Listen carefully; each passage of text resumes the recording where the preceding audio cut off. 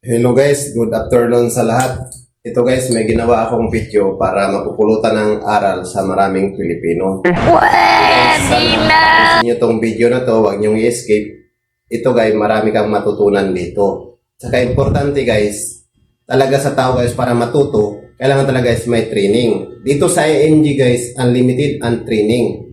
Kaya, kahit hindi ka member guys, kumbaga makapag-isip ka guys ng tama. At saka importante guys, alam natin yung tamang pag-build ng ating solid financial foundation guys. Kasi darating ang time guys, pag tumanda na tayo, yung ating active income guys, wala na. Saka ito guys, yung tamang pag-build ng ating solid financial foundation. Di ba nauna guys, healthcare. And guys, di ko na i-discuss lahat guys. I-message nyo na lang sa akin sa aking Facebook o Messenger para i-guide ko kayo, ituturo ko sa inyo guys kung paano tamang pag-build ng ating solid financial foundation. Kaya importante guys, meron tayong financial literacy. Kasi kung wala tayong financial literacy guys, hindi natin alam kung paano tamang pag-build ng ating financial.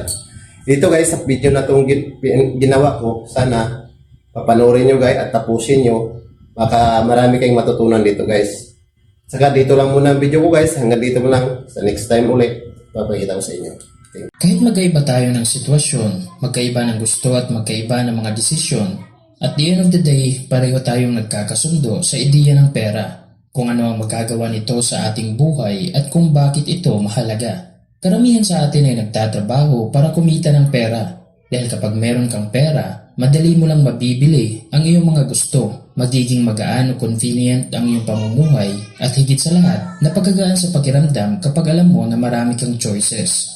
Kaya naman normal lang na lahat tayo ay naghahangad ng maraming pera at meron tayong iba't ibang paraan sa pagkuha ng pera. It's either sa pagtatrabaho, pagnenegosyo at pag-i-invest. Nagbibigay tayo ng value, produkto at serbisyo kapalit ang pera. Pero yung majority sa atin, ang desisyon kapag nakakatanggap ng pera ay 100% nito ay napupunta lang sa gastos at wala nang natitira para sa kanilang ipon. Ang cycle ay parang nagtatrabaho lang sila, ipinagpalit nila ang kanilang oras at skills, tapos kapag natanggap na nila ang kanilang income, ay binalik nila ito lahat sa mga kumpanya na nagbebenta ng mga bagay na gusto nilang bilhin. Kaya sa huli, natatrap sila sa rat race at namumuhay paycheck to paycheck. So ano ang mabuting solusyon? Ang solusyon ay sa tuwing natatanggap mo ang iyong income, ay wag lang puro gastos. Kailangan mong mag-isip long term. Dapat mo ring i-consider ang iyong mga pangangailangan sa hinaharap, katulad ng iyong retirement, investment, insurance at emergency fund. Kahit hindi mo pa mapapakinabangan ang mga ito sa ngayon, mabuting meron ka ng plano sa mga ito dahil hindi natin mapipigilan ang takbo ng panahon. Darating ang time na tatanda na tayo at kailangan na nating magretiro. At mahalagang meron ka ring investment sa panahon na yun para kahit papaano ay meron ka pa ring income kahit hindi ka na nagtatrabaho. Kaya maging responsable ka sa iyong pera. Dapat ay ginagawa mong priority ang pag-iipon at gumawa ka rin ng spending plan para magastos mo ang iyong pera sa mga meaningful na bagay. At alam ko na hanggang ngayon ay hindi madaling gawin ang pag-iipon. Kahit yung mga tao na kumikita ng malaking halaga ay nahihirapan sa parting ito. Meron kasi tayong mga positive emotion at negative emotion na nag-i-influence ng ating mga desisyon. Halimbawa, kapag gumagastos tayo, ang emotion na palaging connected sa karanasan na yun ay ang ating positive emotion. Masaya tayo dahil nakukuha natin ang ating mga gusto, na-satisfy natin ang ating craving sa mga bagay. Pero kapag nag-iipon naman tayo, kinokonekta naman natin ang ating mga negative emotions sa gawain na yun dahil sa tingin natin ay boring at parang naisasakripisyo na natin ang ating mga gusto. So ang goal mo para makaipon ka ng pera at makamit ang iyong financial goals taon-taon ay i-trick mo ang iyong utak. Ikabit mo ang positive emotion sa mga desisyon na makakatulong sa iyo long term. Kung gusto mong makaipon ng pera, kailangan mong gawing rewarding ang proseso ng pag-iipon. Kaya naman sa video natin ngayon, ibabahagi ko sa iyo ang 5 mental tricks na makakatulong sa iyo sa pag-iipon. Siguraduhin mapanood mo ang buong video para malista mo ang mga mahahalagang aral.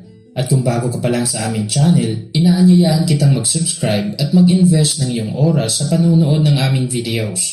Salamat!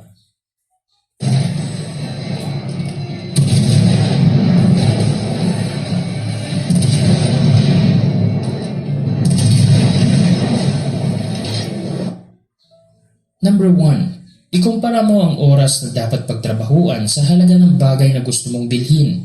Halimbawa, meron kang nagustuhang sapatos na worth 4,000 pesos. Sa halip na magpadala agad sa iyong emosyon, isipin mo muna ang katumbas na oras na dapat mong pagtrabahuan bago mo yan bilhin. Kung sakaling nagtatrabaho ka ng 8 oras araw-araw at ang iyong daily income ay 500 pesos, ibig sabihin, katumbas ng 8 araw na pagtatrabaho o 64 hours ang halaga ng sapatos na yan. At kung tatanungin mo ang iyong sarili, worth it ba ang isang sapatos para pagtrabahuan mo ng 8 araw? Kapag ganito ka mag-isip, kung palagi mong kinukumpara ang oras ng iyong pagtatrabaho sa halaga ng isang bagay, matutulungan ka nitong gumawa ng mabuting desisyon sa iyong pera at pahalagaan palalo ang iyong oras. Kung hindi mo pa ito nasubukan, I highly suggest na subukan mo ang mental trick na ito para mas maging aware ka sa iyong mga financial decisions at para na rin maipon mo ang iyong pera sa halip na mapunta ito sa mga bagay na hindi mo kailangan sa long term. Number 2. Magkunwari ka na kumikita ka lang ng 20% less sa income mo ngayon. Kung ikaw ay isang empleyado na medyo matagal na sa iyong trabaho, naranasan mo na rin bang sa tuwing merong increase ang iyong sahod, ay sumabay din ang pagtaas ng iyong expenses? Yung kung magkano ang iyong income, ay ganun din ang iyong expenses. Common kasi na pag-uugali ng karamihan sa tuwing nakakatanggap sila ng pera, ay ang gastusin lang ito. Hindi nila iniisip ang kahalagahan ng pag-iipon at pag-i-invest. Kaya hindi ka magtataka kung bakit ang dating kumikita lang ng 15,000 pesos buwan-buwan ay wala pa rin ipon hanggang ngayon kahit kumikita na ito ng 30,000 pesos.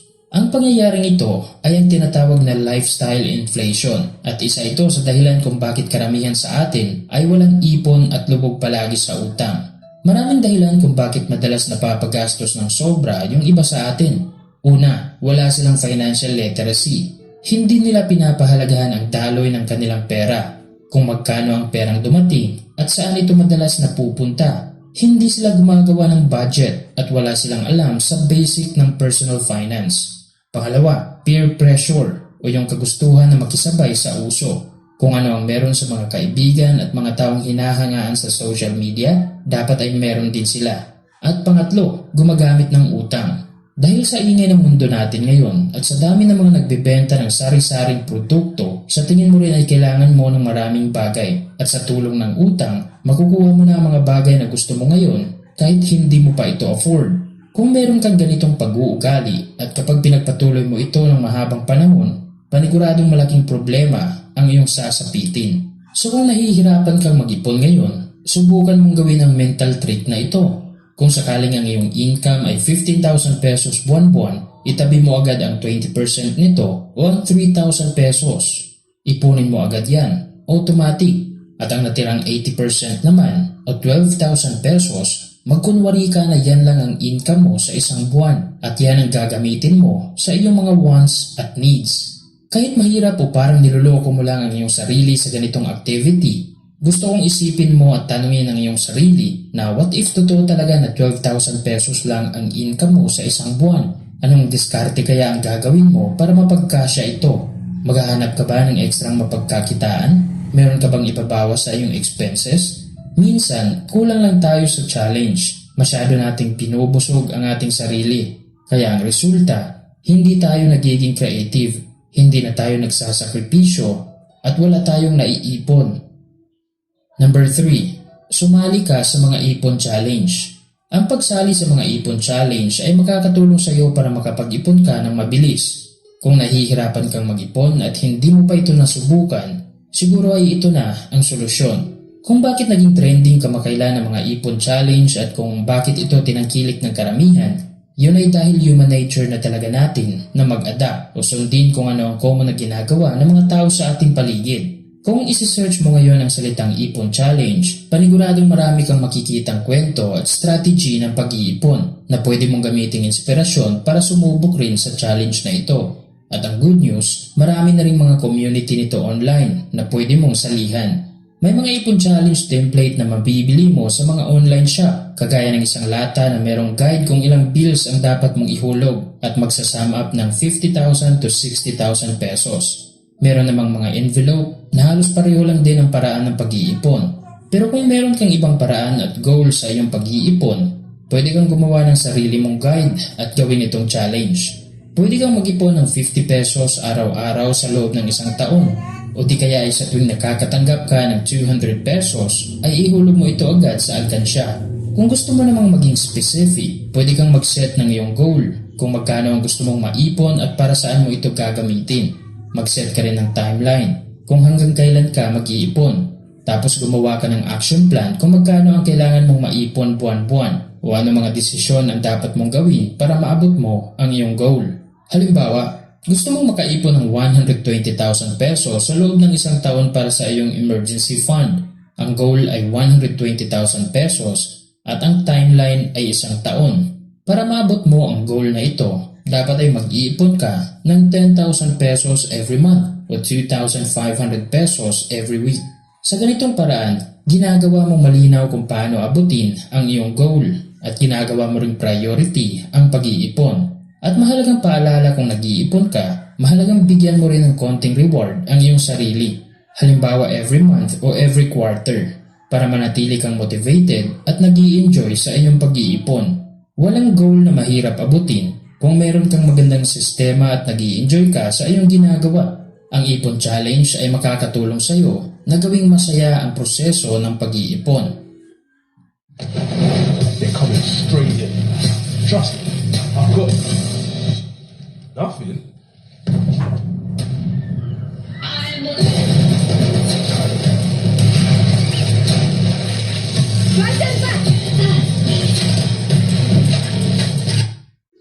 Number 4. Practice delayed gratification. Sa tuwing meron kang nagugustuhang bagay, maghintay ka muna ng at least 2 araw at huwag magpadalos-dalos sa pagbili.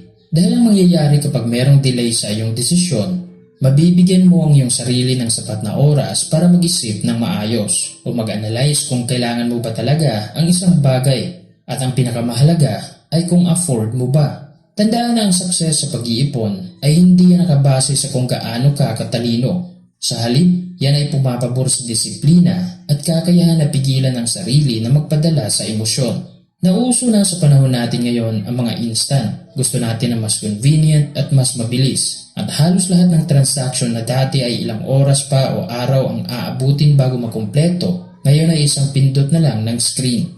Maganda ito at malaking tulong para mapabilis ang ating mga gawain. Pero dahil nasanay tayo sa mabilis, karamihan sa atin ay nakakalimutan na meron pa ring mga bagay na nangangailangan ng mahabang panahon bago magbunga ng maganda, katulad ng pag-iipon at pag-i-invest. Kaya mahalagang sanayin mo ang iyong sarili na magkaroon ng mahabang pasensya sa mga bagay na makakatulong sa iyo sa long term. Number 5. 50-30-20 Rule. Ang problema ng karamihan sa atin kaya hindi tayo nakakapag-ipon ng pera, yun ay dahil wala tayong alam na sistema kung paano dapat gamitin ang ating income. Sa ibang salita, kailangan nating gumawa ng budget para every time na matatanggap natin ang ating income, magagawa natin ito ng plano kung magkano ang mapupunta sa gastos at magkano ang gusto nating ipunin. Kung matagal ka ng taga-subaybay sa aming channel, siguradong familiar ka na sa 50-30-20 rule na budgeting method. Ang budgeting method na ito ay madali lang sundin at maganda itong guide para sa pagmamanage ng ating pera at para na rin makapag-ipon tayo ng mabilis. Minsan, nahihirapan tayong mag-ipon dahil wala tayong method o strategy na sinusunod. Kaya napakahalagang malista mo sa iyong papel ang 50-30-20 budgeting method. Ang ibig sabihin ng 50-30-20 ay 50% ng iyong income ay mapupunta sa iyong needs o mga bagay na kailangan mo para mabuhay. 30% ay mapupunta sa iyong wants o mga gusto at 20% naman ay mapupunta sa iyong ipon. So kung ang monthly income mo ngayon ay 15,000 pesos, una mong itabi ang 20% nito o 3,000 pesos. Mahalagang ipon muna bago ka gumastos. Tapos ang 50% o 7,500 pesos ay gagamitin mo sa iyong mga pangangailangan gaya ng pagkain, tubig, kuryente, damit, sabon at iba pa. Ang 30% naman o 4,500 pesos ay gagamitin mo naman ito sa iyong mga wants. Gusto mo ba itong gamitin sa iyong mga subscriptions? O di kaya ay para pang samgyup sa labas? Nasa sayo na yan kung saan mo gagamitin as long as hindi lumagpas ng 30% sa iyong income. Ang budgeting method na ito ay makakatulong sa iyo na gawing magaan ang iyong paggastos at pag-iipon. So in summary, ang 5 mental tricks na dapat mong gawin simula ngayon para makaipon ka ng mabilis ay number 1, ikumpara mo ang oras na dapat pagtrabahuan sa halaga ng bagay na gusto mong bilhin. Number 2, magkunwari ka na kumikita ka ng 20% less sa income mo ngayon. Number 3, sumali ka sa mga ipon challenge. Number 4, practice delayed gratification. At number 5, gamitin mo ang 50-30-20 budgeting method. Sa 5 mental tricks na tinalakay natin ngayon, alin sa mga ito ang marami kang natutunan? Magbigay ka ng iyong comment sa ibaba. Sana ay marami kang natutunan sa video natin ngayon. Huwag kalimutang mag-subscribe sa aming YouTube channel para lagi kang updated sa mga bago naming videos. Bisitahin mo na rin ang iba pa naming social media account at mag-follow. I-like kung nagustuhan mo ang video, mag-comment ng iyong mga natutunan at i-share mo na rin ang video ito sa iyong mga kaibigan. Maraming salamat sa panunood at sana ay magtagumpay ka.